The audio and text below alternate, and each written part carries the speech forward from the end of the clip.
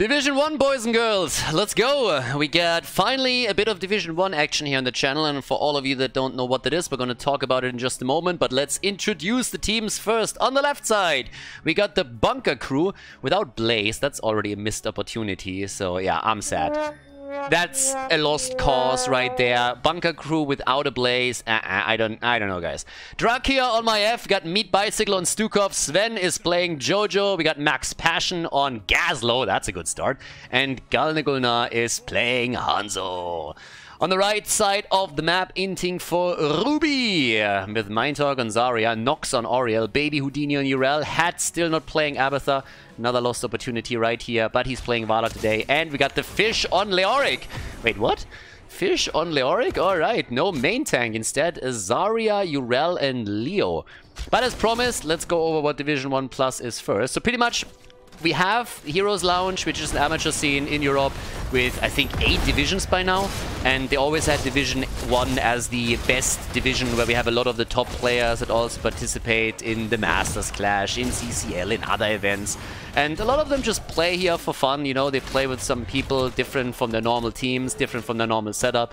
And they are obviously quite decent, which is why in Division 1 there was always a huge discrepancy between the top teams of Division 1 and the bottom teams. So Heroes Lounge came in and said, you know what, guys, we need to put in another division above of this one, and that is Division 1 Plus. So this is the best teams of Division 1 that play here, and it just makes it so that the skill level is a little bit closer in general.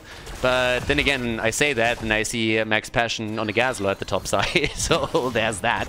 Talking about the Lord, the Rocket Boots on level 1. Yeah, Anduin is already a little bit jealous. He has his own boots, but he don't have the rocket ability. Either way, at this point, we're coming straight in for our first camp here, and boy, they are already fighting big time for it, as it seems. The red team is able to snack it up, though. Sven slightly in trouble as he gets drained from Leo. That doesn't guarantee the kill yet, but whew, Jojo, careful, my girl. She needs to be real careful here. Also, can we just establish that Head has a little bit of a Vala fetish these days? I mean, don't get me wrong. I totally get it.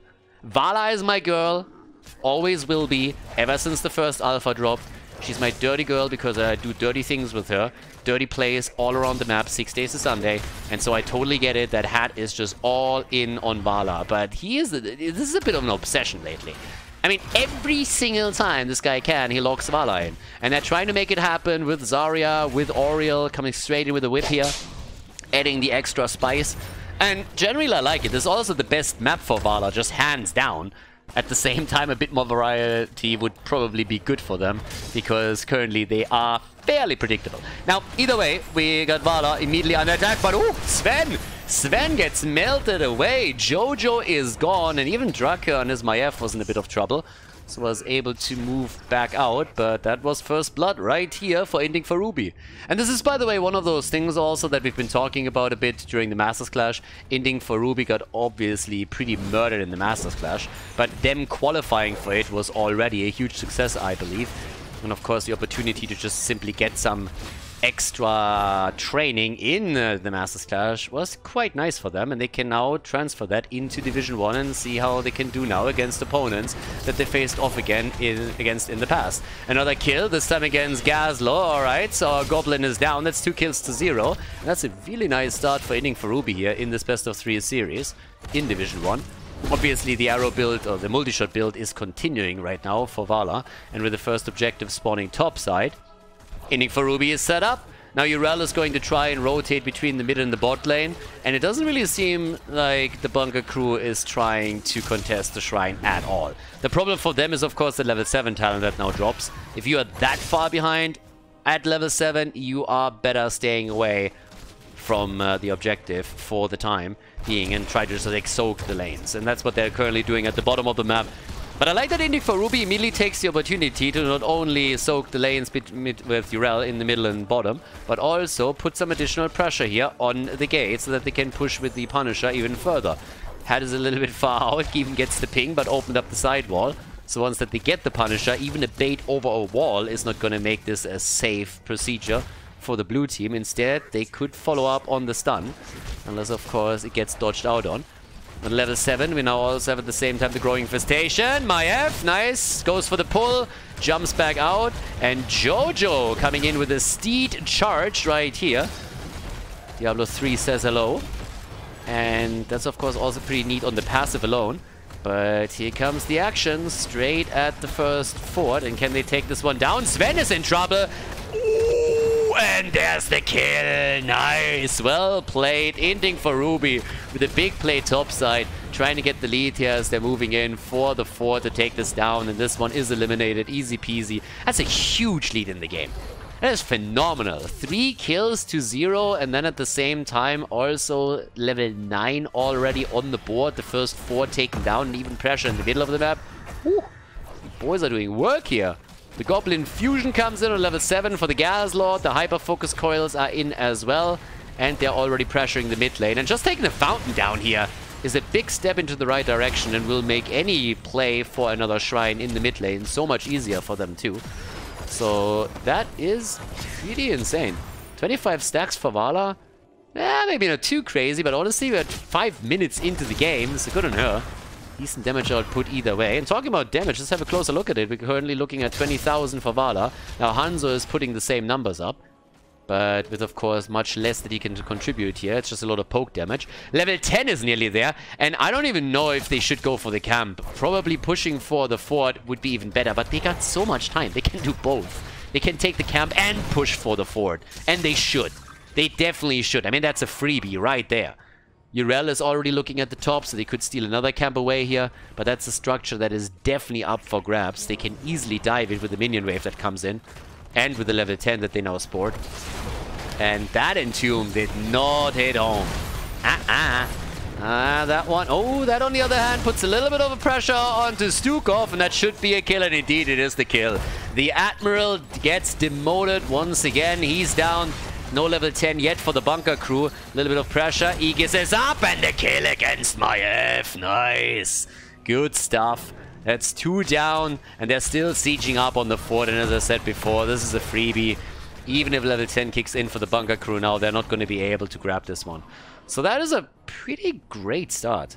I mean, it doesn't get much better than that, honestly. 5 kills to 0, level lead, 2 forts down. Next objective soon going to be announced here. This is about as good as it gets. For the bunker crew, there is, of course, a chance that they can slowly bring this back now. But they need to land some really good combos. They finally have level 10, so that helps them a little bit. But there it is, the double Entomb, the stun, and the entire combo. The arrow goes wide and far. Dracula gets killed too. The arrow is still flying, and rumor has it that if he did not hit North America, it's still en route. So yeah, ooh, no RNG on this one. But yeah, take a close look at this one. There's the setup. Look at this. Beautiful. All the ults just hit home. They get the easy kill against Stukov, and then they follow up, of course, with the second one against Maiev. And that's 7 kills to 0 now in total. Another fort eliminated. The entire outer wall of defense is already gone. And we have the push straight for the next objective after camp gets taken by Inting for a Ruby. Yeah, pretty sweet. Now, at the same time, though, the damage output of Vala is still starting to completely spike up here. We have a bit more of a drain setup for Leo 2, continuing on level 13 right now. Vala with Gloom on 13. And Oriel, yeah, Oriel is whipping them into shape. Oriel has more damage than Urel at this point. Now, to be fair to Urel, the Space Goat has been jumping around on the side lane all the time, getting the experience for the team, which you can, by the way, perfectly see here with a level 1500. She is just way above anybody else. But yeah, great setup for them. 13 to 12. Big lead for them now. And at the bottom of the map, Galnagulnar is now trying to do what he can, but they're looking for the next level. They need the next talent. But that also means that they're losing another objective, and things are not getting any easier. They need to get to the same talent and then just come in and try and take them down. At the end of the day, it's only the only real option that they have. Robo Goblin is in. I like that. I don't know why. They're a Robo Goblin. A little bit counter pressure at the bottom of the map. But Galnagulnar is already hearthing. And Drag here is also heading back. But Baby Houdini is stopping him for now. Now, of course, Baby Houdini was hoping to stop 2, not only 1. So it's going to be a 4 versus 4 over here. The arrow connects, but I don't think they can follow up on this one.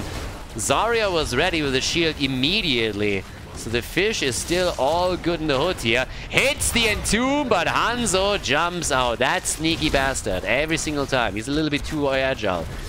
Yeah, he's doing parkour. Hanzo is doing parkour in his free time, and it shows. Hat, on the other hand, I mean, he's going balls to the wall here. That guy is just jumping to the front. Needs the assist from not only Zarya, but also, of course, the pocket healer at this point. And they take the keep. We're only 9 minutes and 30 seconds in the game, and the keep is already gone. 40 stacks for Vala now.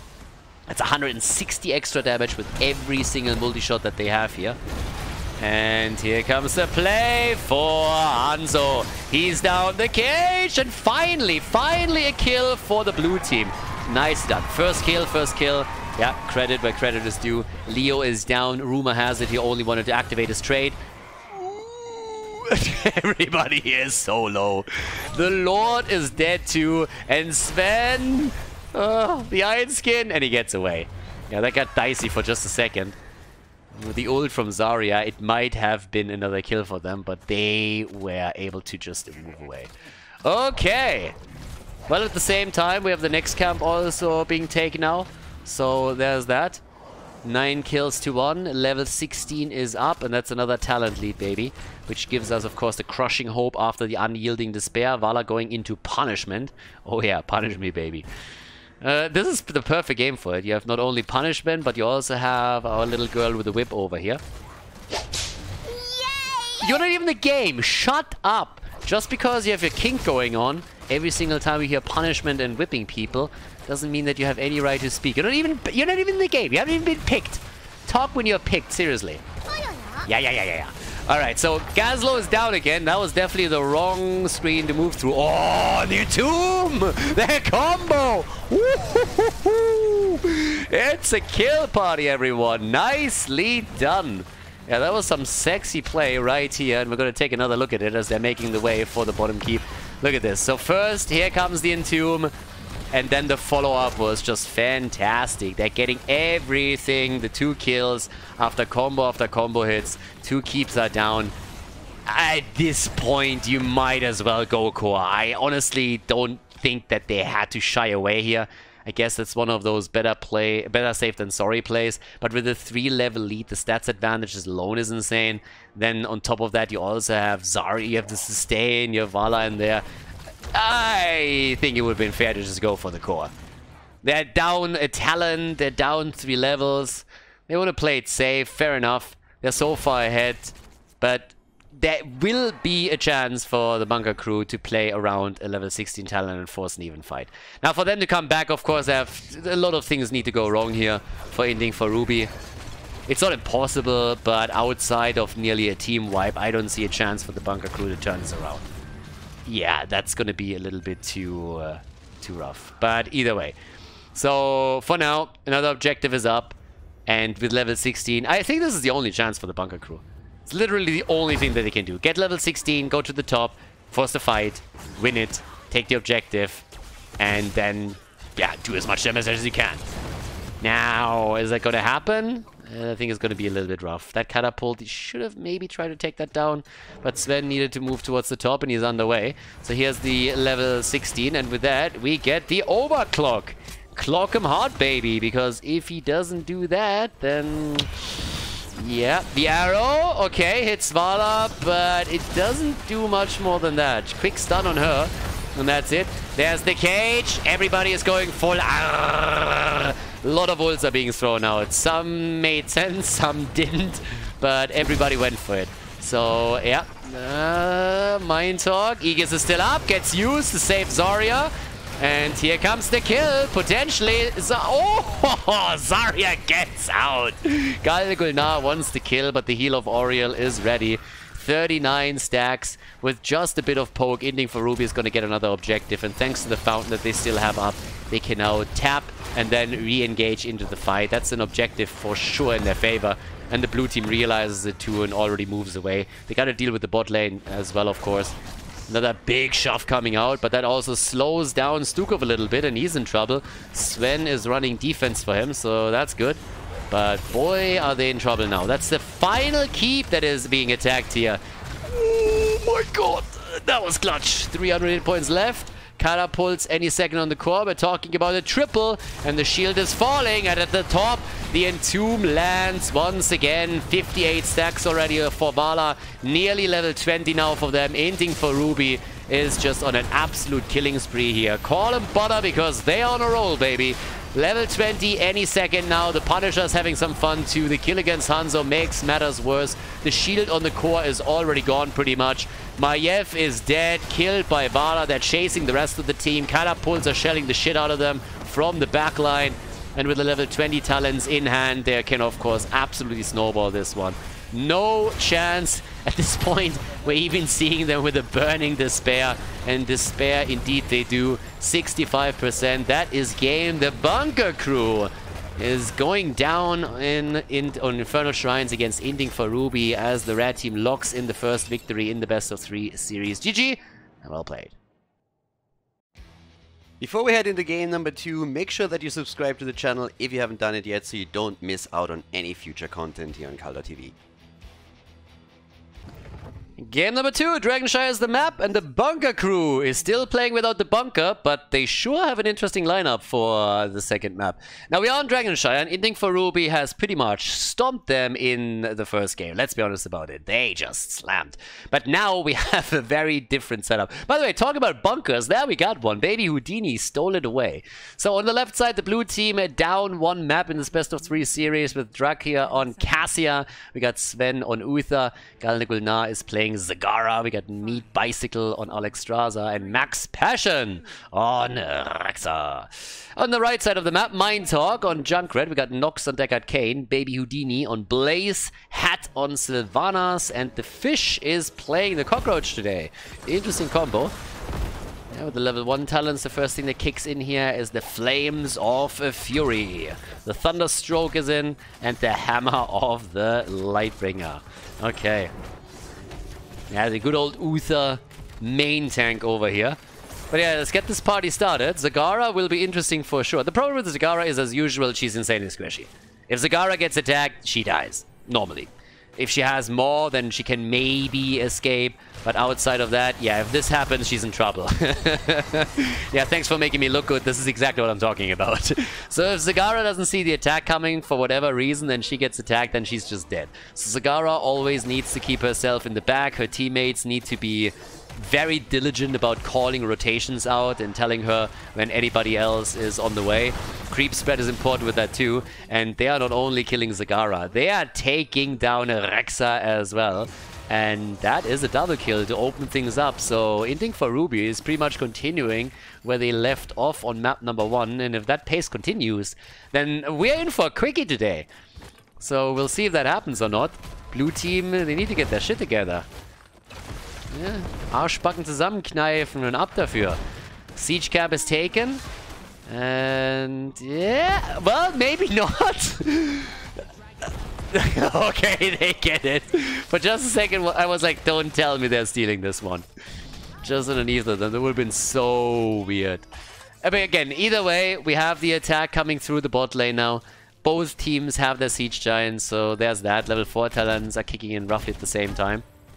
And all the way up at the top is already the channel happening, so it's Dragon Knight time, potentially. A little bit of a skirmish still in the middle as the push through the bot lane is going to be enhanced by Zagara, of course.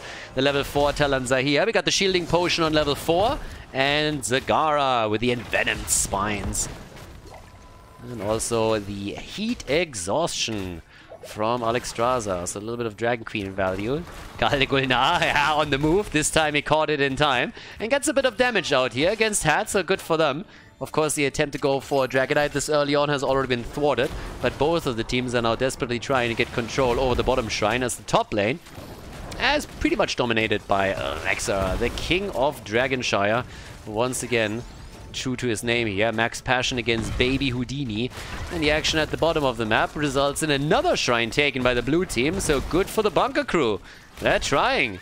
We also have on level 4 now the Globe talent. So Hunter-Gatherer has been claimed. A little bit more action in the middle. Nice engage on Uther. The heal is out.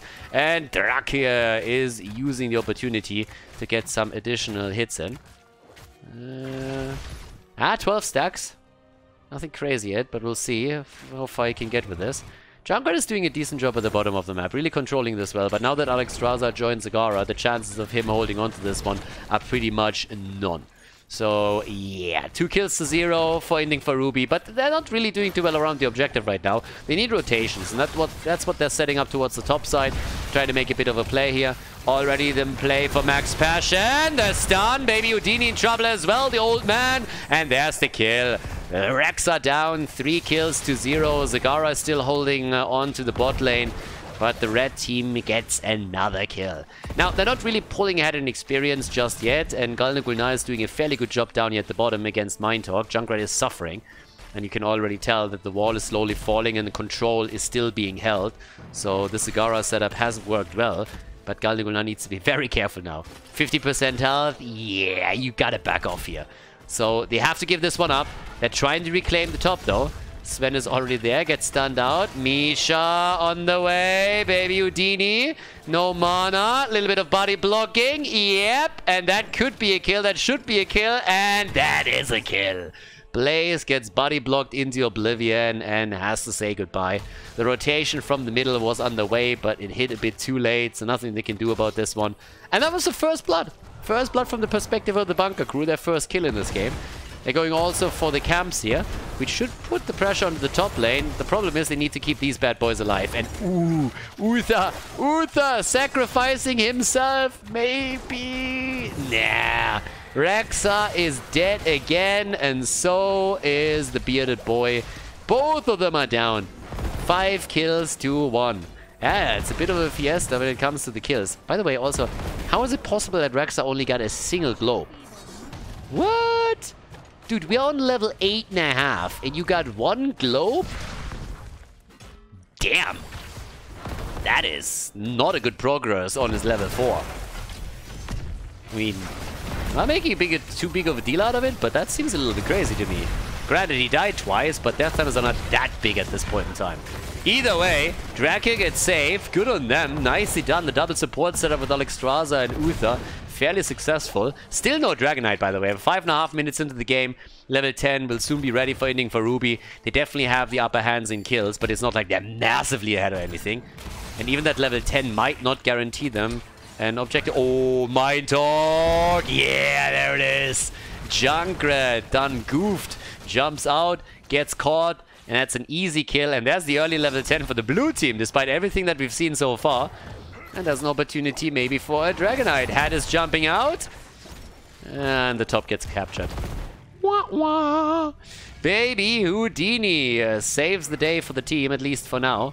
Junkrat with a rocket ride. Oh, yeah. And here we... Oh, Blaze. There's a stun. Can they get Uther close enough? Nah. Well, Misha. Misha to the rescue. There's a stun. Bit of body blocking. Where's the follow-up? Oh, beautiful block.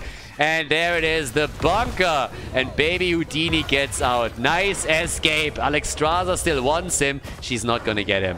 Nah. Well played by Baby Houdini. Cassia, in the meantime, dies at the bottom of the map. But I gotta say, our boy in red did some solid work here. Good on him. That was a great escape. And also, I mean, again, a lot of resources were wasted by the bunker crew to try and take him down. And it just didn't work. Now, in the meantime, the push at the bottom of the map is happening. And all the way up at the top, Baby Houdini is at it again. Trying to go straight for it. Going up against Misha and against Rexa. Look at him. Fearless. He's not afraid of the grizzly bear. He's not afraid of Max Passion. No. He's just sitting tight and just saying, I got this, boys. The question is always for how long. Yeah, the oil spill, setting it at fire. Global warming, be damned. He doesn't care. He doesn't give a shit. No. He's out there. Smoke it, baby. Okay. I want to see the rocket ride, though. We need some rocket ride. Always, I mean, but again, it got buffed in the last patch, so it's kind of useful now. But it's always fun to see it. And Junkrat just rushing back to the battle is just amazing. So we need a little bit more of that with a good setup. they can definitely do a whole lot. And this is, by the way, the first time that the red team controls both of the shrines. So there's that. Bottom of the map. Yeah, the attack against Alexstrasza. Careful. Oh! Get wrecked! Oh my god. Did you guys see that? Alright, we're gonna take another look at it in a second. But they totally denied it. Interrupting the rocket ride with a maw. I mean, that's awesome. Yeah, we're gonna take another look at it in just a moment. But that was pretty amazing. For now, the fight continues bot lane. The teams are looking for level 13. Alexstrasza even popping the ult, and they are pushing them back. It's a 4 versus 4. But boy, that was some sexy plays. Oh, that's a kill too. Mind Dog is down. Goodbye, Junkrat. And of course, now they can try to get maybe even a bit more damage out. But nah, seems like this might be the first objective. Either way, let's take another look. Check the rocket ride out. So here Junkrat comes, goes for the rocket ride, and then more, baby. And not today. He survived that fight, but died a little bit later. In the meantime, the Dragon Knight has been captured in the middle, so that kill, those 2 kills, they finally led to the first objective. Level 13 talents are ready for both of them. 29,000 for Blaze, stacking the damage against Misha and Rexa, but they're losing a little bit of ground at the top of the map now. Yeah. Max Passion is already pushing this one out and is trying to do his thing here. Down at the bottom of the map, Gul'dan and everybody else is pushing through too. So they're currently attacking 3 lanes at the same time. And they are going to take quite a lot of structures down. First goal should be the fountain here. At least poking that down would be nice. It's a 3 versus 2. You definitely want this thing. And the Dragon Knight is currently in the middle of the map. Just playing around the AoE, playing around the Dragon's Breath, and trying to take the wall down. Again, there's 2 heroes defending, so top side is a 1 versus 1. At the bottom of the map, the structures are taking some serious damage. In this case, Khaldor is also taking some. And that's a setup and a kill. Nice! And it might be another one. Big hit on the rocket ride, and Alexstrasza gets away. Instead, they were trying to go for Cassia instead, but they might have waited a little bit too long. No, Drakia gets isolated. And Alexstrasza, I don't think she can keep him alive here. Can she? Ah, Uther! Alter, Spielverderber.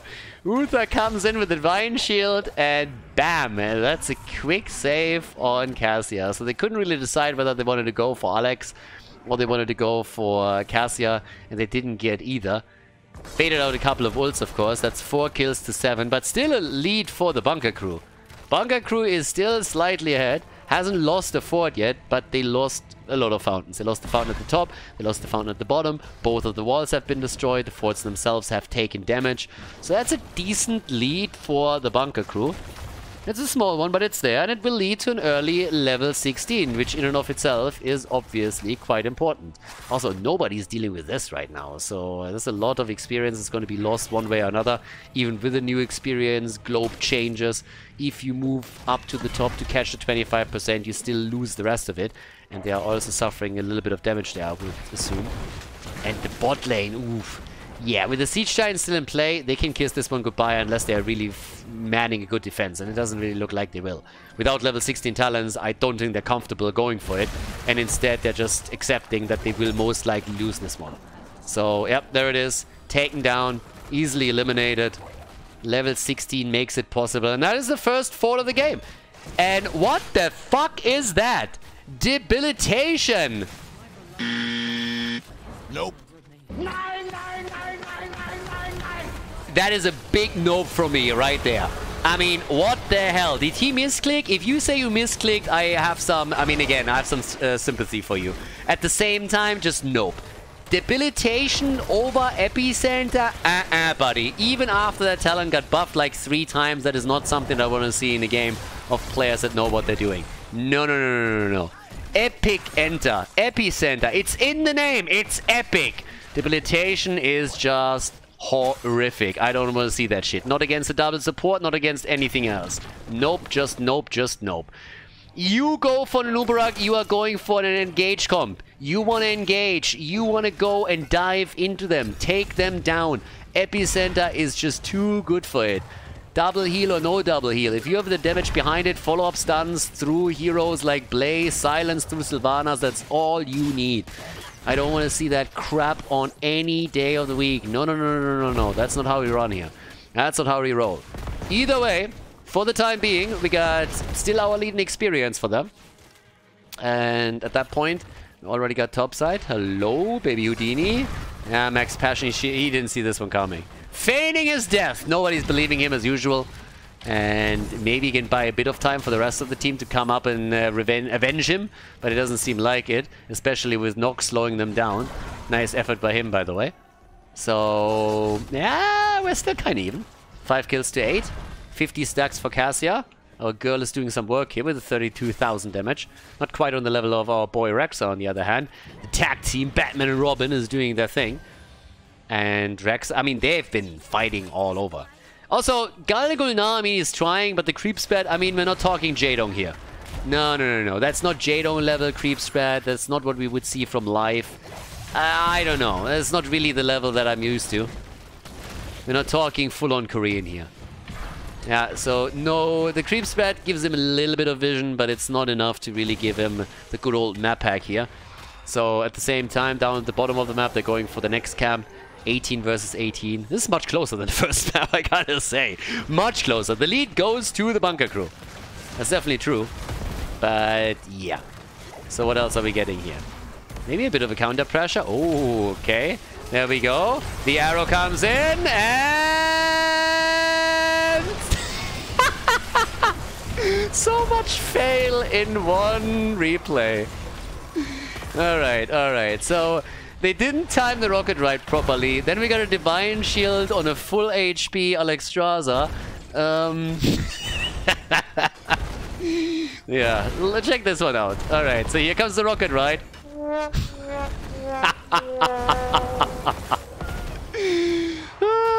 The timings there were missing all over the place. It was funny though, so yeah. I mean, again, rocket ride on the cocoon, if they timed that perfectly, then that Divine Shield would have been useful. As it stands, none of these things work together the way that they wanted it. But, well, there it is. So, 20 stacks also for Rexa. I still gotta point this out. I was criticizing him a little bit earlier for having only one single stack at the level 8 mark. Now that we're nearly on level 20, he's 5 away from making it happen. Just mentioning it. Oh, hat! And that's the end of it. Hashtag not my war chief. Sylvanas dead, gets eliminated. And in the meantime, we got the Tyrant Maw coming in. We also got the Ancient Flame after the Draconic Discipline. And yeah, here comes the attack. Straight for Alex. Yeah, he's dead. Remember what we talked about at the beginning of the game? Alexstrasza being in a spot where she can never be caught because she's gonna die. Yeah, that's pretty much what we're seeing here. The Dragonite gets taken as this happens. So he's gonna try to burn them all to cinder once again. And here we go. Let's make a move for it. Respect the elderly. And the Trader King. Not so sure about that one either. But alright. Where's my rewind when I need it, right? Top lane still gets pressured. All forts have, by the way, been destroyed now by the bunker crew. So they're doing way more work here. Alex is down, so you're playing a 5 versus 4. AKA you're not going to get a whole lot out of the Dragonite. If you burn some waves down, that's going to be nice. And up at the top, they're trying for a follow-up kill. Are we getting it? There's a lockdown. Alexstrasza is already dropping the ult. Sven! He has redemption. You still don't want to die here. Gets healed. And the fish can out jump out. And rocket ride. Yes! There we go. Value. And of course, Junker is going to be back in a flash. He's going to be back in just another moment. There we go. Yeah, they got the kill. But again, redemption brings him back. Top side, Junker is putting Max Passion a little bit farther back now. And yeah, in the meantime, Zagara is back to business too. So, 53,000 damage for Rexa, 49,000 for Blaze. Our solo laners with a constant battle against each other. They're doing their thing here. Alright, let's see. Oh, careful! There's the stun! Sven! Nice follow-up from Junkrat. Nicely played here. That was a really good Valkyrie on the other hand. Kill her! Someone kill her, please! Tyrant Maw kill. Yes! The Tyrant Maw kill and then the double against Blaze. You know, that was solid. Let's take another look at it. That was good. So nobody at first wants to take Sylvanas down. Then she gets Maud on the other hand, and that's a Maw kill right there. And the follow-up against Blaze is also successful. Beautiful double kill. In total, we have 21 kills. 9-12 in favor of Inting for Ruby, but they're losing ground by the second. Mid lane gets pressured. Every single lane is under attack here.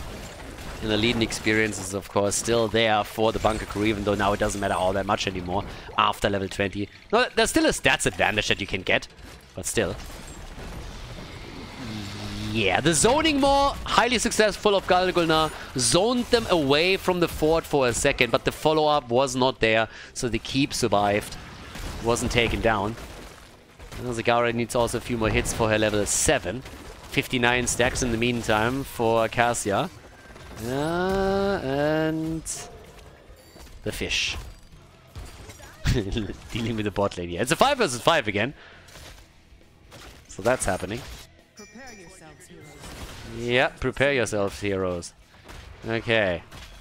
Sven already going straight for the camp at the bottom of them. I mean, again, at this point, you either want to go for the objective or you want to push with some camps. If you can get a double camp set up or whatnot, then you're still in a position where you might make something happen. So if, for example, they get this now into the bot lane and can take a kill, then this is a highly powerful push that they can execute here. But the Siege Giant's already getting attacked. Misha's coming in, though. One Siege Giant about to go down. Can they maybe go for the fish or for a hat? Here comes the play. And Nubura gets murdered. The cockroach down.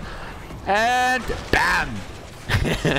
I like Rocket Ride. It's so dumb, but it's awesome. Baby Houdini gets away again. Nicely done. Alexstrasza, I don't really think she's gonna get kills with this. I'm not quite sure why exactly she's trying to go for the ult every single time in that situation.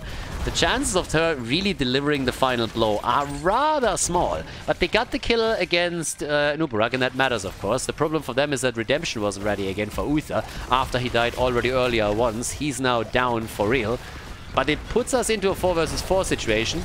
And Raxa, that's a kill against Cassia. The double more. Nicely done, but it's still at the end of Cassia. And even though we got Raxa at the top side trying to go for the shrine, it seems like they can't get the Dragon Knight here. No, with Blaze already on the way straight up into the middle, there's just no time for them. They won't be able to make this happen. So yeah, at the bottom they're already recapturing. They have the upper hand, of course, with the 4 versus 3 in the game. And they're putting it to some good use. So yeah, there's that. Hat, Mind Talk, Nox, all playing it out here. Top lane gets pressured. Slowly, steadily. Making their way for that. And down here at the bottom. Finally the Sylvanas power. They couldn't really get into a good position for the last 20 minutes to take some structures down. Now they're trying. Rocket run.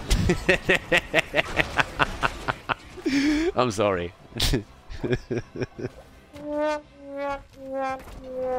A for effort. A for effort. He tried. Oh, and they sneak it. Nice. They get it in the mid lane here. Yeah, there we have it. Okay, at the same time, the Divine Shield had to be YOLO'd out down here. And with the Dragon Knight, maybe the comeback. Guys, they've been on the back foot for a long time now, but they still are ahead in kills. And they might have an opportunity to go and take some of the structures down, maybe even take a keep here. Would be the first one of the game. The fort is, of course, a no-brainer. But can they get more? It's a 5 versus 5 for now. And here we have it. The push through the bot lane in an attempt to get keep number 1 of the game. Zagara has taken over in the damage numbers. She's sitting at 64,000 top damage in the game. Junkrat poking. 55k for him. And that's an easy wall at least. But can they get damage onto the keep? A little bit, of course. Oh, there's the kill. Zagara is down. The Maw didn't prevent it. Now they want more. Yeah, the ass kicking that Raxa already deserved all game long. And the Dragon Knight with the elbow. Sylvanas is trying to take the keep. And they're getting close. They're trying to go for Uther. Yeah, Valkyrie. Everybody goes. Arr, and they get the kill. They should get the kill, and they do get the kill. Uther will be back. The keep will not. Can't rebuild this one. Maybe they need to introduce a new hero that can rebuild structures if he spends enough time there. But at the same time, everybody on the red team is insanely low. Here comes the Rocket Ride, though. Can't miss Alexstrasza. Oh, dodged. Nice. Goes for the ult, dodges out on it. But again, Junkrat survives, Blaze doesn't, 4 versus 4, and alles Gute kommt von oben. Alexstrasza jumps in, she wants the battle, she gets the battle, and they take Sylvanas down. Nice. They make the play for Nox too, even for Fish, and yeah, they are absolutely stomping right now. Boy, kill after kill, that's 3 down in a row, so after they just lost the keep, they will now be able to return the favor, I assume, moving into the mid lane to make it happen here. At the same time, let's not forget that there's catapults at the top that already took the entire wall down, so there's another one that you could technically take down if you wanted to. So they're making the play, and this is looking pretty sweet for them. Can they go all the way, though? They have a 5-man setup, and they should have the damage output. They definitely have the sustain, we know that, with a double support here. Here comes the Dragon Queen. Draka, they need to keep Cassia alive. Oh, the clutch shield and divine shield. Yes, that was a quick ult right there. 93 stacks for Cassia, and the core is falling. Yeah, they're going for it. The core is falling slowly but steadily. We're going game 3, baby.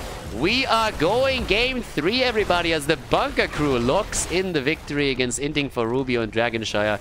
Nicely done and well played. The W for the team in blue. And Alexstrasza didn't even die the entire game, and she didn't die once. Well done.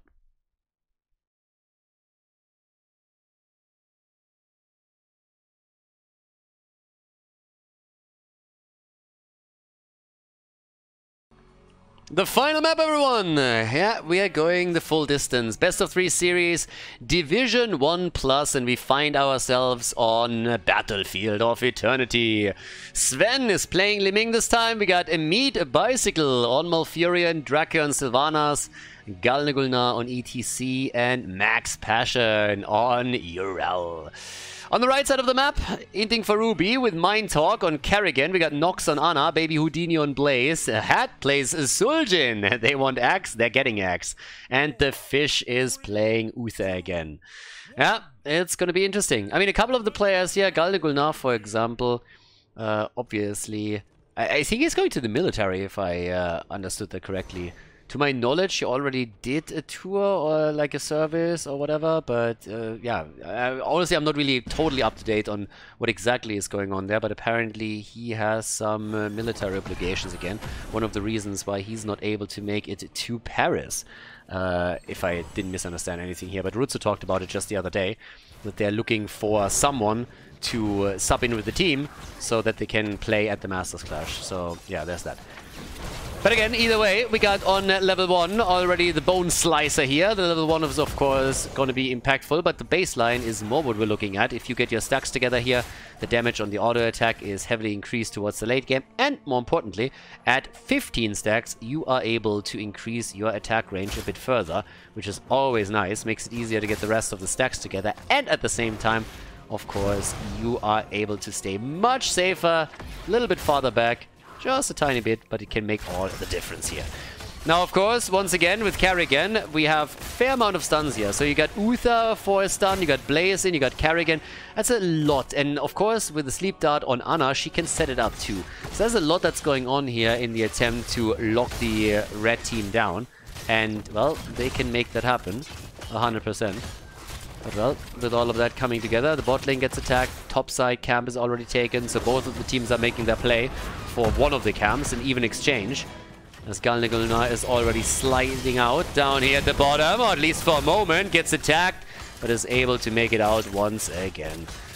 Kerrigan, of course, wants to go for these combos, and they are staying very far out. Especially the support player needs to stay far in the back. Meet Bicycle, he needs to stay as far away from Kerrigan as he possibly can. He's going to be the prime target throughout the entire game, if they can pull that off.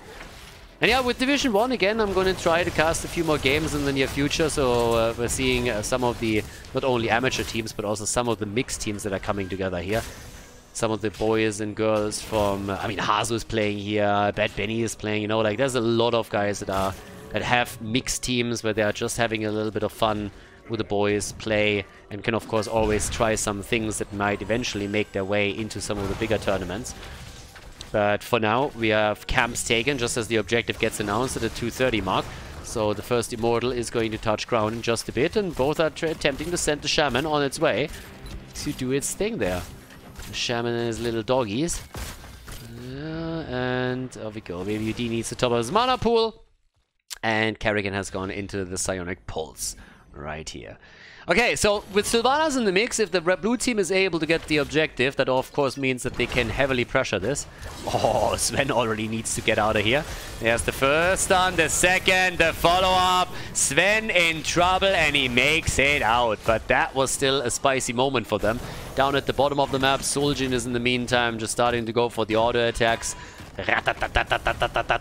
Chunking them down as he can, but now with 4 heroes contributing up at the top, this is going to be an even Steven in just a second, unless of course the rest of Inting for Ruby is also starting to collapse on it, which indeed they do. So they win the halftime show by a small margin, and as I say that, I realize that I'm lying to you.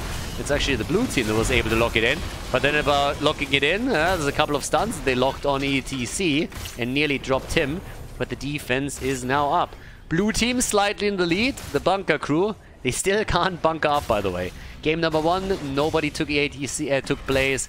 Game number 2 and 3, it's both of the times Inting for Ruby that gets the hero with the bunker. Hat gets murdered. Wouldn't have happened if he played Abathar and provided people with a hat. Just saying. Counter kill? Yeah, that's looking good for them. Galnagulnar is in trouble. Yeah, that's a kill. That's a wrap. So the Blaze goes down, but they are able to kill ETC. The problem is that they also lost the objective, but at least they get a second kill, aren't they? Max Passion is max dead. So, easy kills right here, but the objective has been taken. So while Inting for Ruby was chasing heroes, the blue team decided that they would go for the Immortal, and they took it down. 4 stacks for Suljin on the baseline. Has his level 7 talent ready, so we got the Vicious Assault, we got the Boundless Fury. And, yep, there we go. Already the attack coming in, nobody really dealing with it. There's a little bit of a weird response here from the blue team. Neither did they push to the bot lane, nor did they man up an immediate attack at the top side. So the wall at least fell, that's good for them. But if they want to do a bit more work, then they need to go for it right now. Urel could even interrupt the rotation. Honestly, I think at least the Fountain should have been on the menu. Take that one down. Maybe a bit of damage against the fort. You don't have to take the entire thing. You can retreat early. But they were... I think they were a little bit indecisive on what they should do here. Looked a bit undecided to me. Either way, both of the teams now on level 8. So it's all about level 10 right now, getting the heroics in. Bot lane has at least taken some damage, so there's that. And yeah. Max Passion is pretty much all alone down here.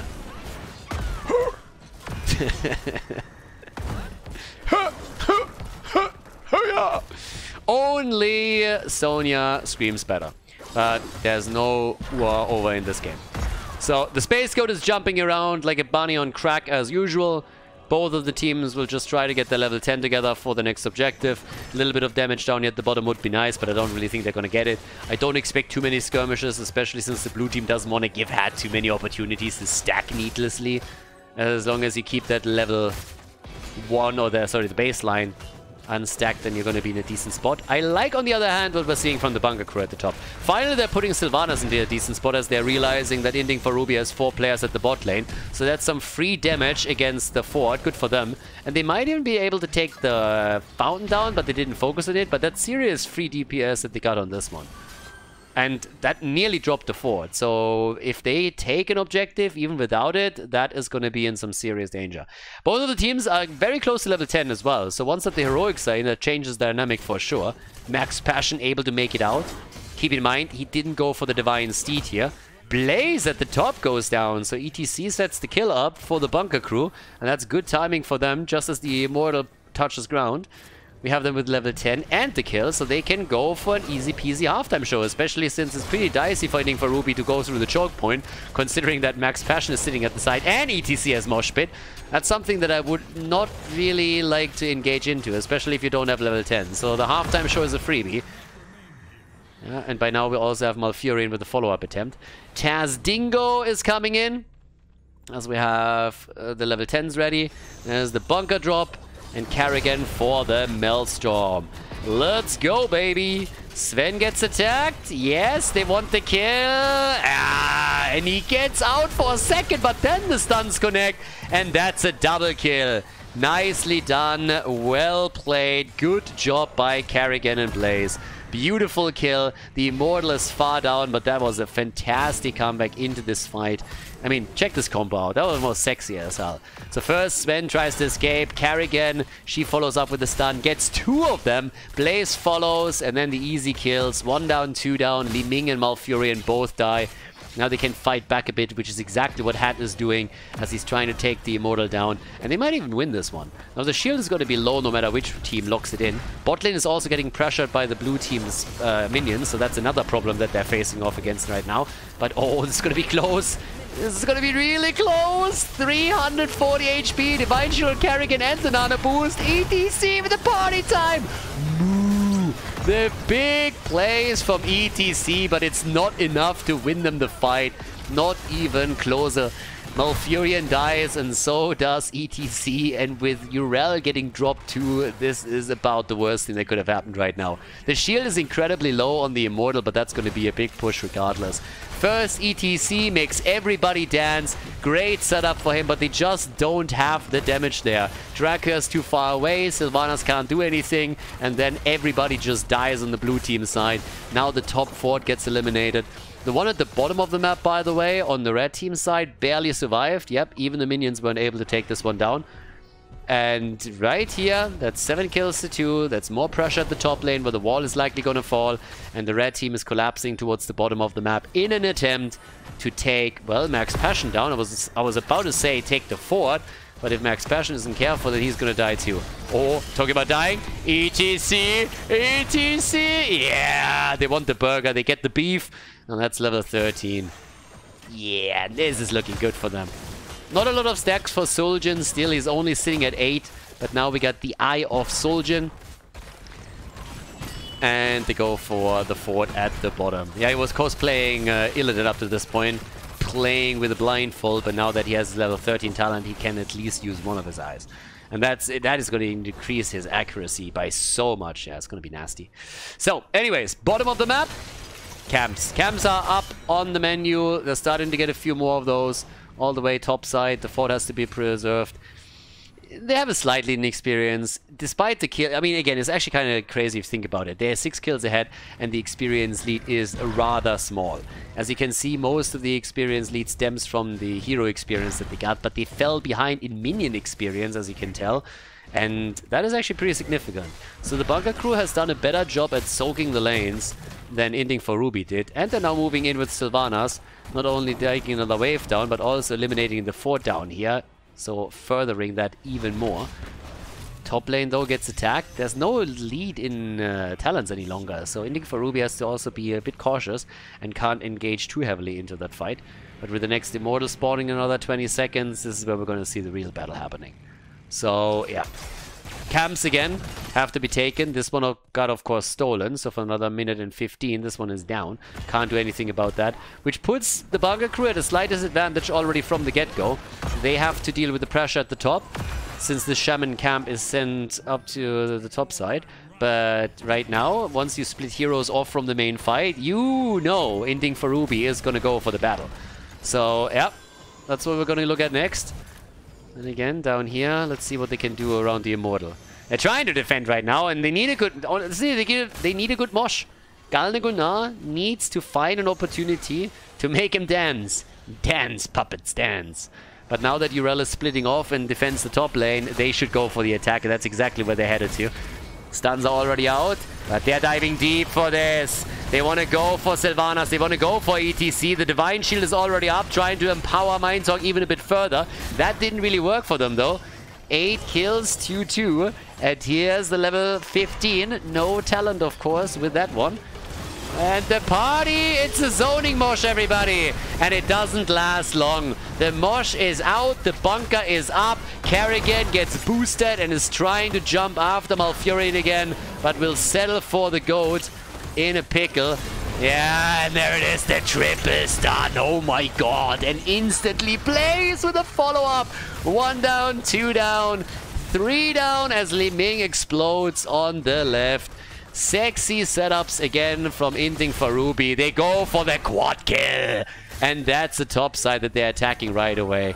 Beautiful kills. I mean, again, that combo was just nasty. Malfurion in the first one to get popped, and they just got everybody else afterwards. Not only ETC, but also Li Ming died. Now with the help of the entire 4-man, they can go easily for the top keep without even having to go for the Immortal. And Suljin is in the meantime locking the objective in, so they get everything here. Not only do they have level 60 now, it's a 2 levels advantage. They have Suljin that went for the Immortal as 100% shield. The first keep is already down. And yep, they can go for the fountain and then go down to the bottom of the map and easily push through for keep number 2. Which they should get, honestly.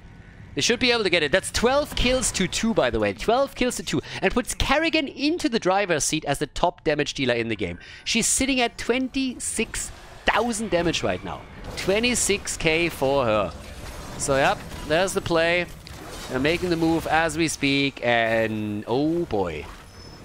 Have fun stopping that. Without a level 16 talent, I mean, are you kidding me? Bunker Crew is in for a lot of pain here. And they have no chance of getting the experience to grab the talent before the real fight starts. They can just sit there, poke from a distance, attempt to take the shield down. But if ETC dies, then it's all over here. There's the Divine Shield. Kerrigan coming in, swinging. They're trying to control it as best they can. Mindtalk in trouble, but gets healed again. Nano boosted too. Mindtalk gets into the bunker and survives. Nox with all the darts that he had, keeping her alive somehow. Yeah, babysitting Kerrigan throughout this entire fight. And now the Immortal making its way over. Khaldor, he's dead, but they killed Suljin. At least they killed Suljin. Can they save the core to fight another day? That's the question. The shield is falling, and it's falling quickly. But the Immortal is also losing its HP here. Level 16 is finally there, but I don't know if they can hold this. They're trying to, but it's getting so close. The Immortal is doing too much damage. Li Ming is down, and that's a disaster for them. Sylvanas is trying, but it's not enough. Inting for Ruby. They are locking in the victory. A 2-4-1 win in Division 1 Plus of Heroes Lounge. Nicely done, as Inting for Ruby takes the best of 3 series against the Bunker Crew.